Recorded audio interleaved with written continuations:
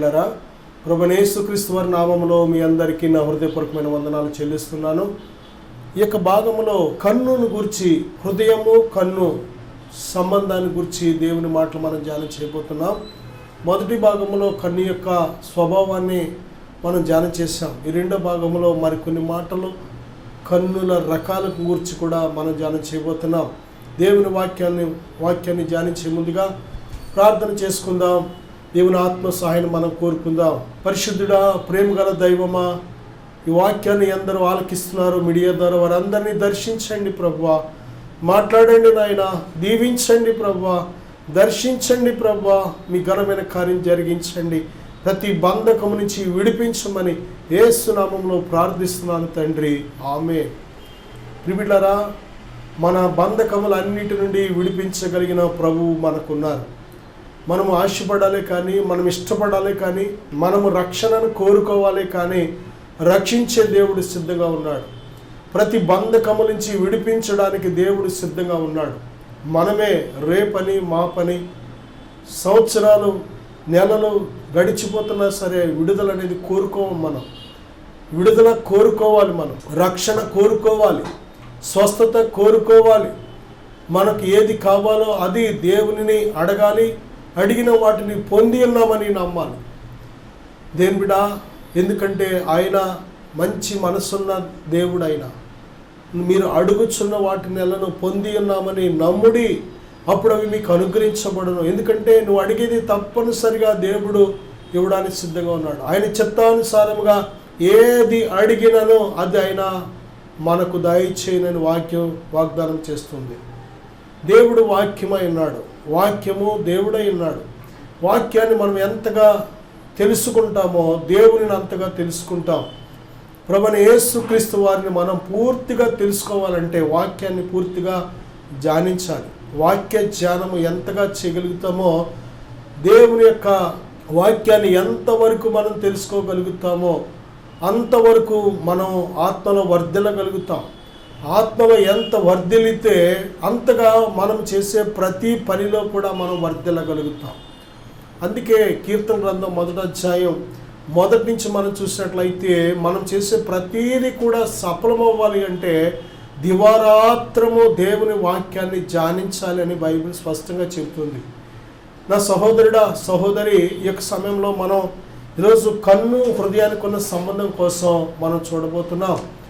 Bible చెబుతుంది, మత్తయి సువార్త 5వ అధ్యాయం 8వ వచనంలో, హృదయ శుద్ధి గల వారు ధన్యులు, వారు దేవునిని చూచెదరు.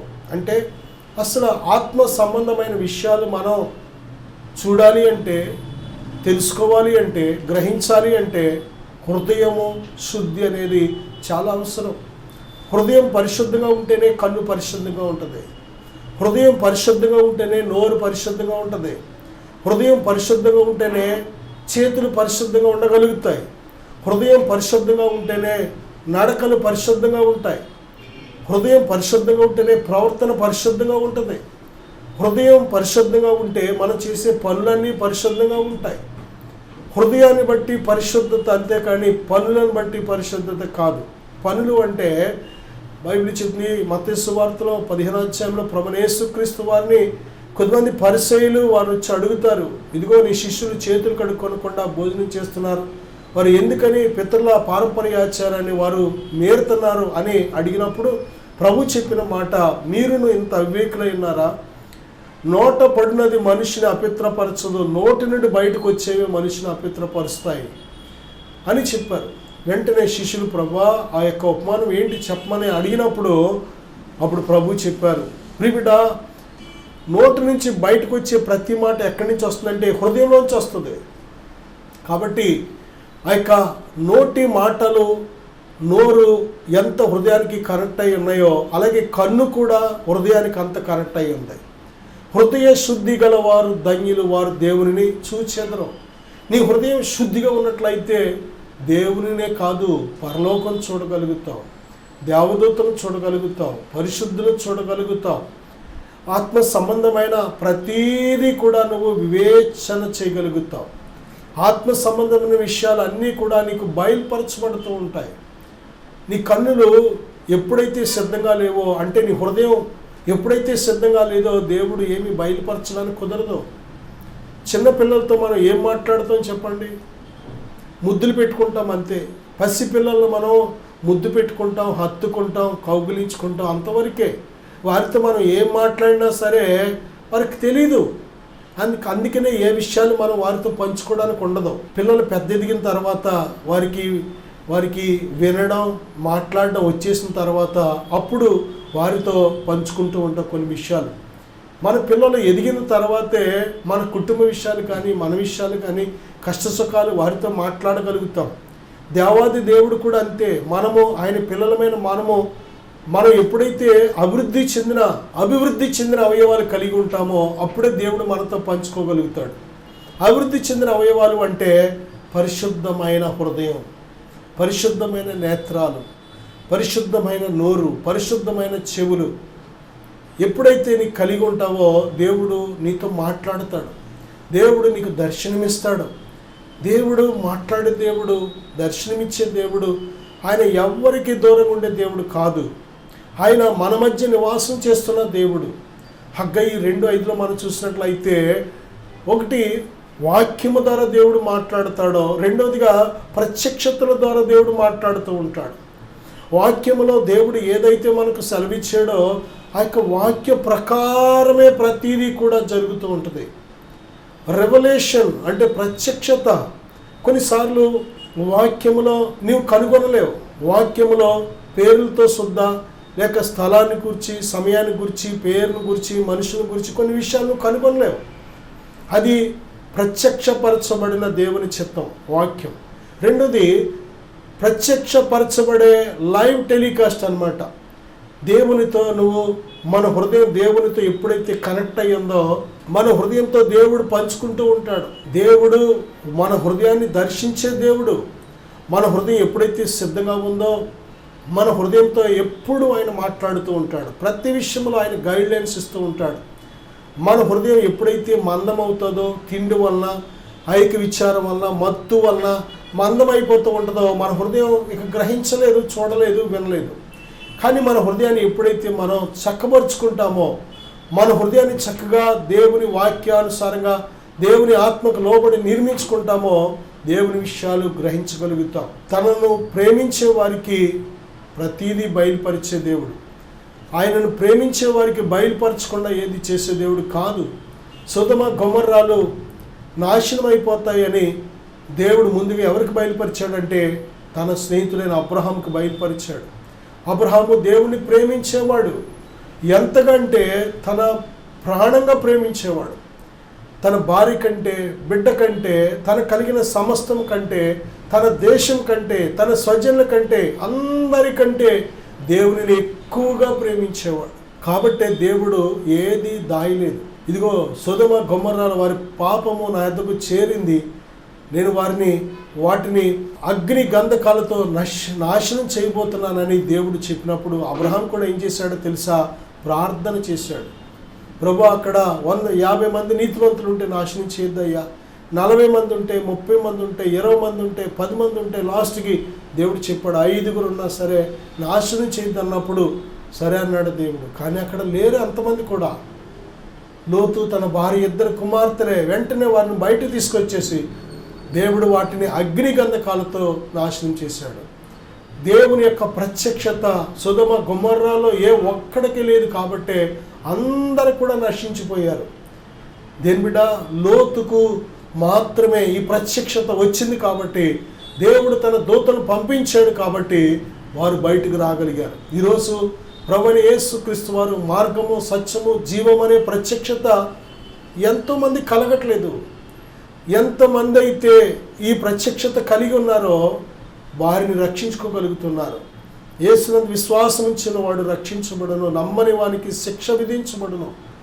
నిజంగా నీ హృదయం మెలకువ కలిగి ఉన్నట్లయితే, దేవుని ఆత్మతో అంటుకట్టబడి ఉన్నట్లయితే ఈ ప్రత్యక్షత నీకు కలుగుతుంది. నిన్ను రక్షించుకుంటావు. నిన్నువే కాదు, నీ కుటుంబాన్ని కూడా రక్షించుకోగలుగుతావు. దేని బిడ్డ?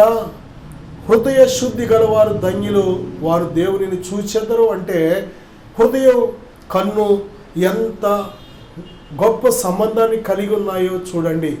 హృదయం అపవిత్రమైపోయిందంటే కన్ను కూడా చెడిపోయిందని అర్థం.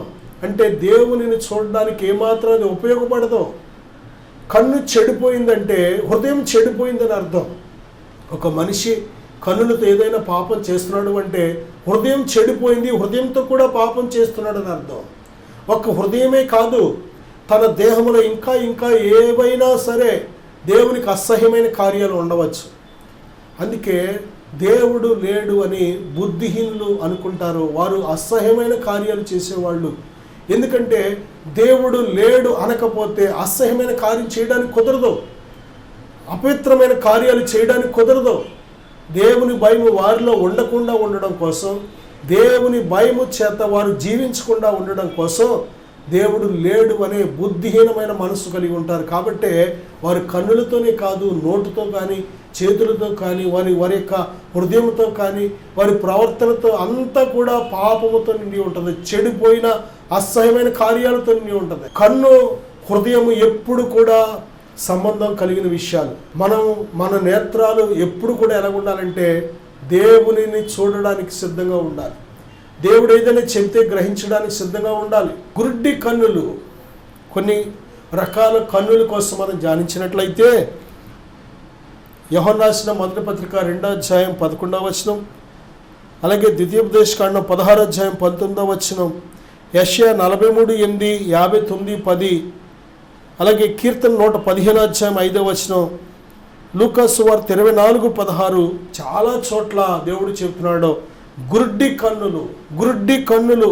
ఒక వ్యక్తి ఆత్మీయంగా ఎప్పుడు గుడ్డివాడైపోతాడు అంటే తన సహోదరుని ద్వేషించినప్పుడు. ద్వేషం అనేది శరీర సంబంధమైన స్వభావం. కక్షలు, ద్వేషములు, అసూయలు, మత్తతలు, అల్లరితో కూడిన ఆటపాటలు, అపవిత్రమైన కార్యాలు, వ్యభిచారము, శరీర కార్యాలు, ఇవన్నీ కూడా దొంగతనము, అబద్ధ సాక్ష్యాలు, ఇవన్నీ కూడా శరీర సంబంధమైన కార్యాలు. కొట్లాటలు, గొడవలు, దేని బిడ్డ శరీర సంబంధమైన కార్యాలు.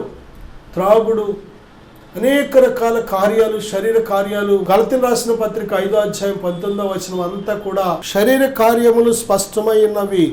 అవేమనగా జారత్వము, అపవిత్రత, కాముకత్వము, విగ్రహారాధన, అభిచారము, ద్వేషములు, కలహము, మత్సరములు, క్రోధములు, కక్షలు, భేదములు, విమతములు, అసూయలు, మత్తతలు, అల్లరితో కూడిన ఆటపాటలు. చూడండి, సుమారు 14-15 కార్యాలు. ఇటువంటి భయంకరమైన కార్యాలు ఎప్పుడైతే మానవ జీవితంలో ఉంటాయో ఆ వ్యక్తి నేత్రాలు మూయబడతాయి.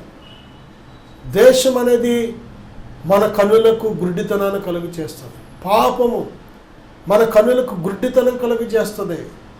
కక్షలు, ద్వేషాలు, పగలు, వ్యభిచారం, జారత్వం, అపవిత్రమైన కార్యకలాపాలలో నువ్వు ఎప్పుడైతే చొరబడుతున్నావో, ఎప్పుడైతే పాలుపంపులు పొందుతున్నావో నీ కన్ను పూర్తిగా గుడ్డిదైపోతుంది. గుడ్డివాడు తాను ఎక్కడికి వెళుతున్నాడో తెలీదు. ఒక గుడ్డివాడు చెప్పే మాటలు మనం వింటే, గుడ్డివాడు వెనకాల వెళితే ఇంకో గుడ్డివాడు, ఇద్దరు కలిసి గోతులో పడతారు. ప్రభు చెప్తుంది, గుడ్డివానికి త్రోవ చూపిన ఎడల వారిద్దరు కలిసి గోతులో పడతారు. ప్రియబిడ్డ, గుడ్డివారిని అనుసరించకూడదు. గుడ్డివారికి మనం త్రోవ చూపించే వారిగా ఉండాలి. గుడ్డివారి కన్నుల ముందు ఆటంకాలు వేసేవారికి ఉండకూడదు. గుడ్డివారికి మనం కన్నులుగా ఉండాలి. కానీ మనము కూడా గుడ్డివారికి ఉండి ఆ గుడ్డివారిని ఎక్కడికి తీసుకెళ్తున్నామో మనకే తెలియలేని పరిస్థితిలో ఉండకూడదు. ప్రియబిడ్డ, ప్రభువైన యేసుక్రీస్తు వారు ప్రేమ స్వరూపి. ఆ ప్రేమనే వెలుగు నీలో కుమ్మరించబడుతున్నప్పుడు, ఆ ప్రేమ శక్తి నీలో కుమ్మరించబడుతున్నప్పుడు నీ నేత్రాలు తెరవబడుతున్నాయి. ప్రేమ ఎంత శక్తివంతమైనదో, దేవుని ఎంత ప్రేమిస్తున్నావు అనే దానికి దేని మీద ఒక నిదర్శనం ఏంటంటే నీ సహోదరులను ప్రేమించాలి. దేవుని ప్రేమ నీలో ఎంత పుష్కలంగా కుమ్మరించబడిందో తెలియచేయాలంటే నీ శత్రువులను సైతం నువ్వు ప్రేమించగలగాలి. నిజమే, యేసుక్రీస్తు ప్రభువారు మనకు నేర్పుతున్న ఒక గొప్ప పాఠం ఏమిటంటే మనము గుడ్డివారుగా ఉండకూడదు. అంటే ప్రేమించే మనస్సు మనం కలిగి ఉండాలి. మన సహోదరులను మనం ప్రేమించినట్లయితే వెలుగులో ఉన్నాం. మన నేత్రాలు చక్కగా పనిచేస్తున్నాయని అర్థం.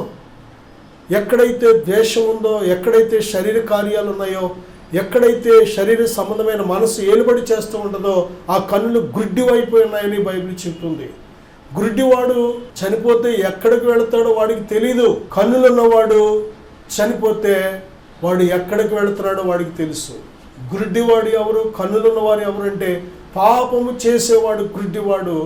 పాపాన్ని జయించి ప్రభు కోసం పరిశుద్ధంగా జీవించేవాడు కన్నులు పనిచేస్తున్నవాడు. నీవు కన్నులున్న వ్యక్తివైతే, నీ కన్నులు చూస్తున్నట్లయితే నీ ప్రయాణం ఎక్కడి నుంచి వచ్చావు, ఇక్కడ ఎందుకున్నావు, దేవుడు ఏ పర్పస్తో దేవుడు నీకు ఈ జీవితాన్ని ఇచ్చాడు, ఇవన్నీ కూడాను గ్రహించగలుగుతావు.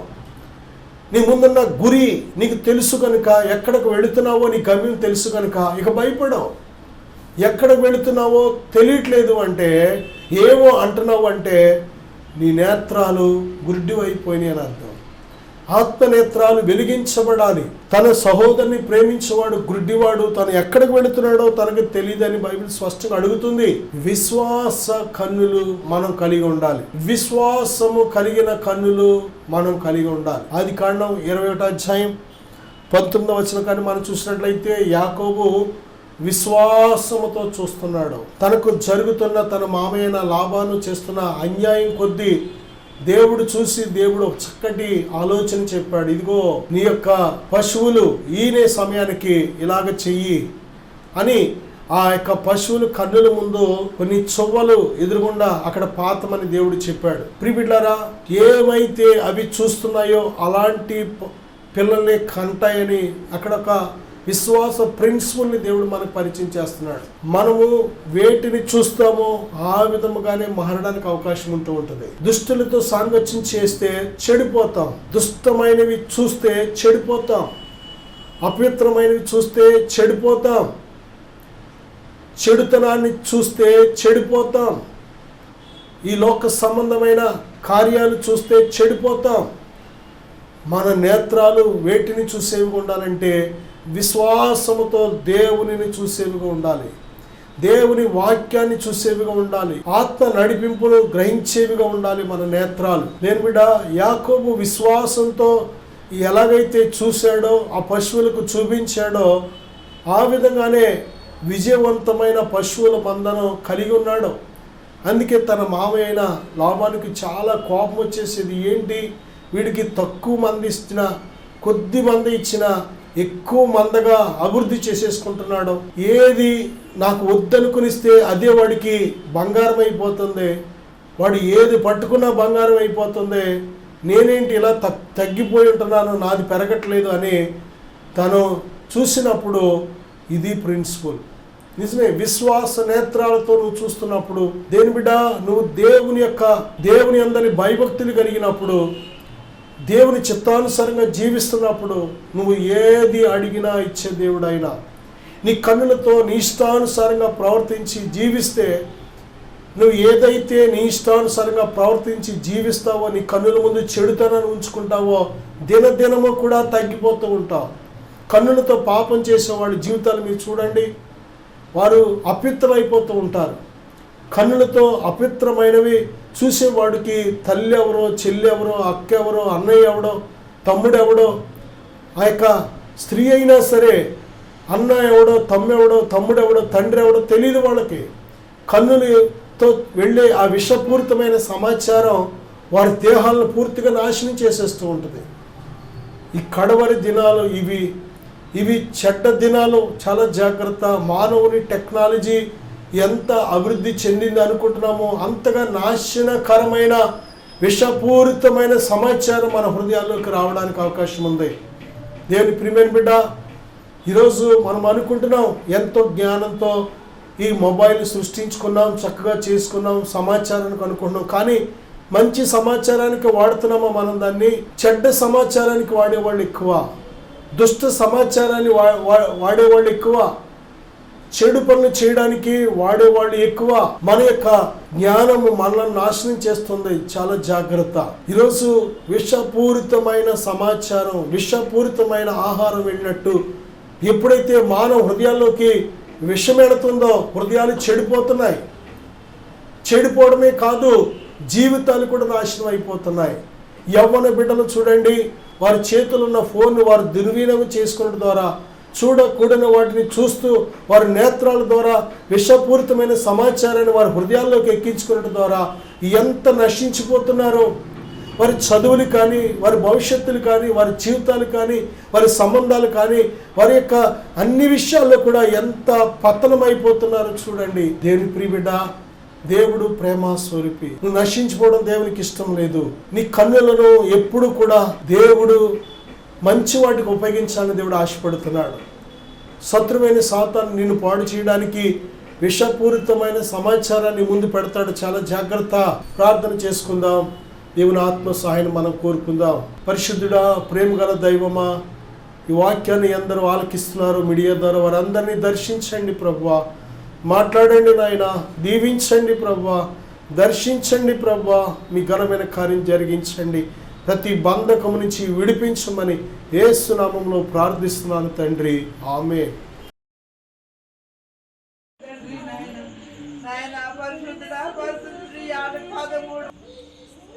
కుటుంబాన్ని నాశనం చేసిన దెయ్యమా, పో బయటికి. Out out out out.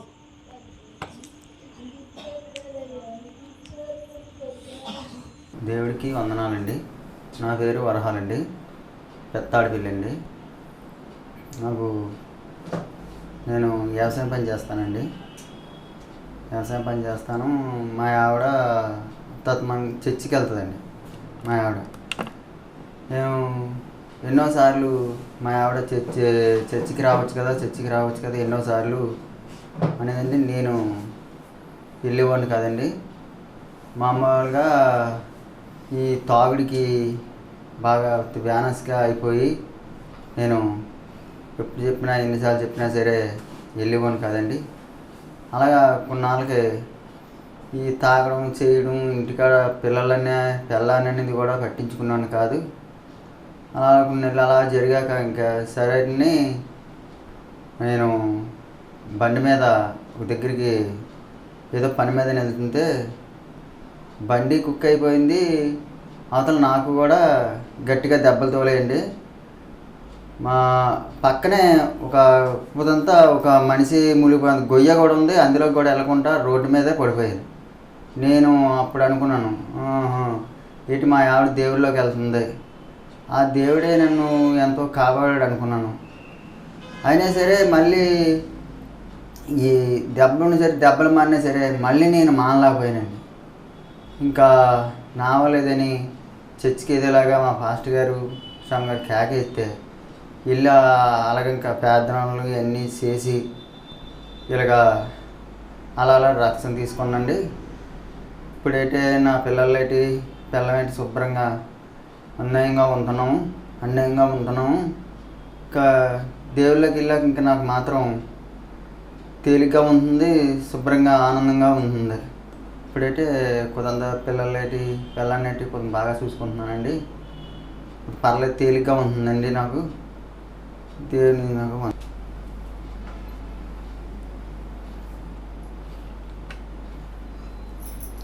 దేవుని నామాలకు వందనాలు. దైవసేవ కుటుంబానికి నా వందనాలు. మరి మాది పెత్తాడపల్లి. నా పేరు రాళ్ళపూడి వెంకటలక్ష్మి. మా ఆయన గారి పేరు వరహాలు. నాకు వివాహం అయ్యి 19 సంవత్సరాలండి.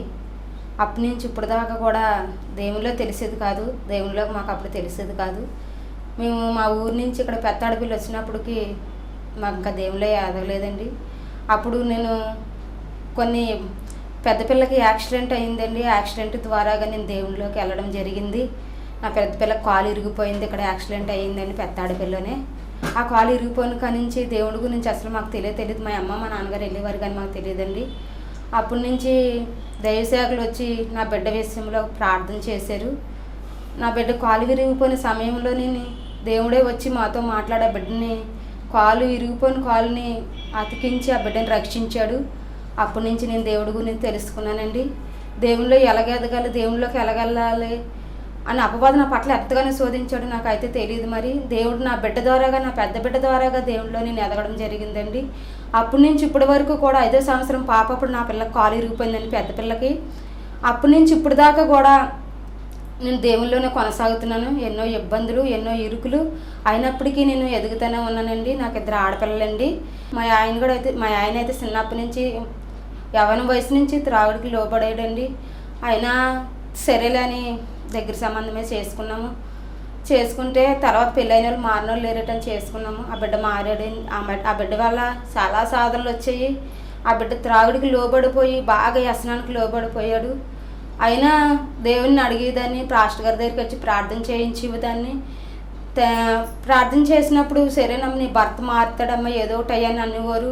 ప్రార్థన చేసేవారు దైవ సేవలు కూడా.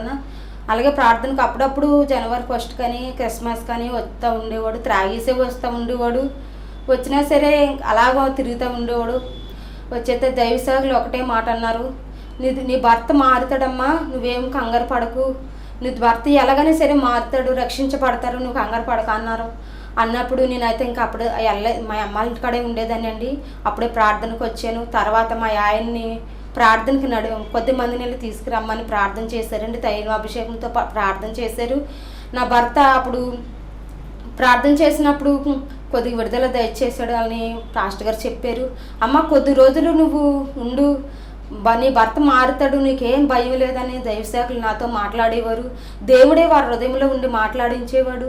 అయినప్పటికీ నేను మళ్ళీ కొద్ది రోజులు ఉన్నాను. కొద్ది రోజులు ఉన్నాక అలాగ దైవసేవకులే మళ్ళీ నా భర్తతో మాట్లాడి, వరాలు నువ్వు పాపముని విడిచిపెట్టేసి లోకంలో జీవించుకోకుండా దేవుడి కోసం జీవించని దైవసేవకులు ఉండి దేవుడే మాట్లాడేవాడు నా భర్తతోని. నా భర్త అప్పుడు దాకా రక్షించబడలేని నా భర్త, త్రాగుడికి లోబడిపోయిన నా భర్త అదే క్షణం నుంచి ఈ క్షణం వరకు దేవుళ్ళో నడుస్తున్నాడండి. నా భర్త రక్షించబడ్డాడు, పూర్తి మారు మనసు పొందాడు. ఎటువంటి త్రాగుడికి లోబడకుండా నన్ను, నా కుటుంబాన్ని, నా పిల్లల్ని కూడా క్షేమకరంగా చూస్తున్నాడు. అందరికీ వందనాలు. నా పేరు శాంతి. నాకు ఒక అక్క, మా అమ్మ, మా నాన్న, మీ నలుగురం ఉంటాం ఇంట్లో. మా నాన్న బాగా త్రాగేవాడు. చర్చికి రమ్మంటే వచ్చేవాడు కాదు. మా అమ్మ, నేను, మా అక్క చర్చికి వెళ్ళేవాళ్ళం. ఎప్పుడు రమ్మన్నా సరే రాను అనేవాడు. వస్తాను వెళ్ళండి అనేవాడు కనుక వచ్చేవాడు కాదు. అప్పుడు అలా సాగుతుండగా ఒకరోజు ఫాస్ట్ గారు చర్చికి రామంటే చర్చికి తీసుకొచ్చారు. అప్పుడు ఎడిటింగ్ ప్లే చేశాక కొన్ని రోజులు బాగానే ఉన్నారు. మా నాన్న త్రాగు నుండి పూర్తిగా విడిపించాడు దేవుడు. ఇప్పుడు మా నలుగురం బాగానే ఉంటున్నాం. మా కుటుంబాన్ని బాగా చూసుకుంటున్నాడు మా నాన్న.